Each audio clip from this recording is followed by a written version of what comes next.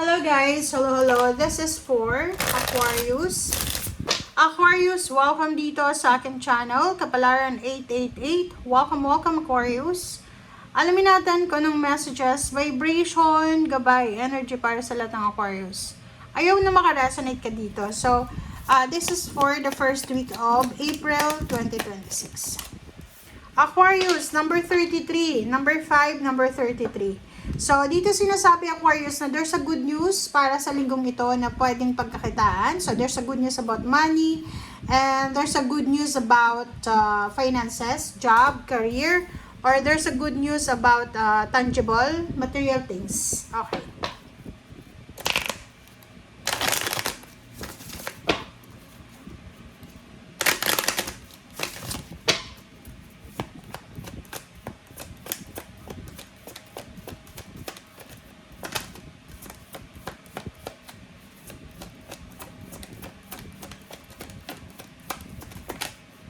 Okay.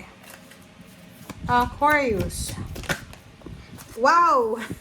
Congratulations! Alam nyo yung reading mo ay parang similar siya sa Gemini and Virgo. Okay? So, nakikita ko sure dito na there's a good news talaga. So, this week, makakatanggap ka, Aquarius, ng good news, a great fortune. So, sinasabi ng baraha, there's a good news, pwedeng makukuha mo na yung lump sum of money, yung retirement, yung job offer, contract signing, parang ganon. So, nakikita natin dito yung stability, financial stability and balance. Okay. And parang nakikita ko sure dito na there's a celebration. There's a celebration sa linggong ito. Pwedeng family celebration, reunion, ganyan, ganito. Okay, first card natin is Ace of Cups. 5 of Cups, 9 of Wands, and 6 of Wands, and Knight of Wands. Okay. So, yung 5 cards na yan, sinasabi ng baraha sa'yo dito, tingnan mo. Wala kang pinagsisisihan sa linggong ito. No regrets at all. Nakikita ko sa'yo dito na umaapaw yung cups mo eh. Yung Ace of Cups mo, tingnan mo. Sinasabi ng baraha na sobrang happy, contented, and blessed ka sa linggong ito. You feel confident, you feel blessed sa kung ano man yan na rason kung bakit ka masaya. Una, yung rason dito talaga is there's a good news about money. There's an incoming money na posibleng darating sa'yo sa linggong ito. And nakikita ko sa'yo dito na sobrang parang maiiyak ka sa sobrang saya. It's a tears of joy. So, sinasabi ng baraha na lahat ng pagod, sacrifices, lahat ng luha, dugot pawis na puhunan mo dyan, ay makakamit mo yung victory and success. So, nakikita natin na posibleng makakatanggap ka ng awards, rewards, or pwedeng parents kayo na yung anak nyo ay gagraduate sa linggong ito. So, parang maiiyak ka na maiisip mo na, ang dami kong sinacrifice para dito sa anak ko na to. Parang ganun. So, yun. Okay, so let's clarify. Nakikita ko yung graduation. There's an occasion. There's a celebration. Graduation. Ano ba? Okay, 4 of Swords. Okay, so yun. Sinasabi ng baraha na yung good news na to, yung happiness na nararamdaman mo sa ngayon, ay posibleng magbibigay ito sa'yo and the rest ng family ng peace and harmony. Okay? Kumbaga magdadala to sa'yo ng sobrang kapayapaan. Magdadala yan sa'yo ng sobrang katahimikan.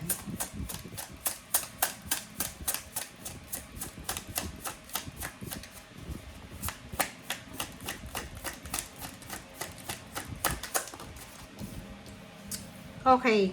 Ace of Wands and 6 of Coins. O, diba? Ang galing. Kasi itong Ace of Wands na to, guys, sinasabi ng barahan na wala kang dapat alalahanin, wala kang dapat pagsisihan kasi marami kang pinagdaanan, okay? Marami kang pinagdaanan na sakripisyo, lalo na kung tungkol ito sa graduation, diba? Graduation, about sa nakapasa sa board exam, like sa iba sa inyo dyan, sinasabi ng baraha sa'yo na simula pa lang ito ng exciting part sa buhay mo, okay? Nine of Wands, Six of Coins. So, nakikita ko sa'yo dito na may mga tao na posibleng hihingi ng suporta mo, financial support. Pwedeng may kapatid ka, magulang, kaibigan, kakilala, relatives na hihingi sila ng tulong sa'yo financial. Pwedeng may kailangan silang gastusan, bayaran, ganyan. And kailangan nila ng tulong mo financially.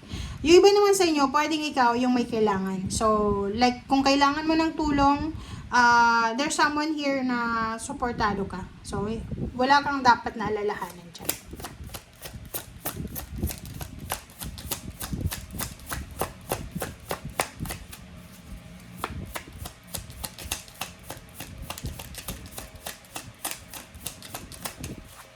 Alright, next is 8 of Coins. Wow! So, nakikita ko sa'yo dito na yon, yung victory and success mo dito is all about your job, about your work, about your business, or source of income. Sinasabi ng barahan na yon, there's a promotion, possible na ma-promote ka, possible na tumaas yung posisyon mo sa trabaho, posible din na you are appreciated because of your dedication. So, like, makakatanggap ka ng awards, rewards, payments, payouts, bonuses, parang ganun. Nakikita ko sa'yo dito na sobra-sobra kang hardworking. Okay? Napakagaling mo sa craft mo or sa trabaho mo. Kaya, walang pagdududa na makakatanggap ka ng appreciation from your boss, from your team leader, or from someone na nakatingin sa'yo na binabantayan ka sa ginagawa mo. Okay? So, last card tayo. Knight of Wands. Knight of Wands.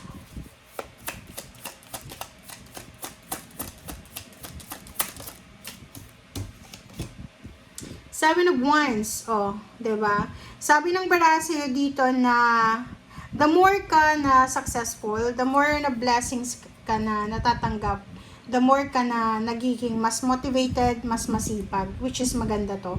So, sinasabi ng baraha sa'yo dito na you're super strong, you're empowered, you're strong, you're courageous, and Zero the Fool, Nine of Cups, and Hierophant, Justice. There's a wedding, there's an incoming. Pwedeng yung iba sa inyo dyan, nangangarap kayong may kasal. So, ang linggong ito ay parang sinasabi na magbabago yung takbo ng buhay mo. It's either ikakasal ka, pipirma ka ng kontrata, may tao na tutulong sa'yo, mayroong relationship na magsisimula, there's a reconciliation, there's a renewal, parang ganon. So, ang linggong ito ay sobrang parang milagro sa buhay mo. Financially, you're stable, wala kang dapat na alalahanin. Emotionally, you have a support system na nakapaligid sa'yo. Okay? Thank you guys. Bye!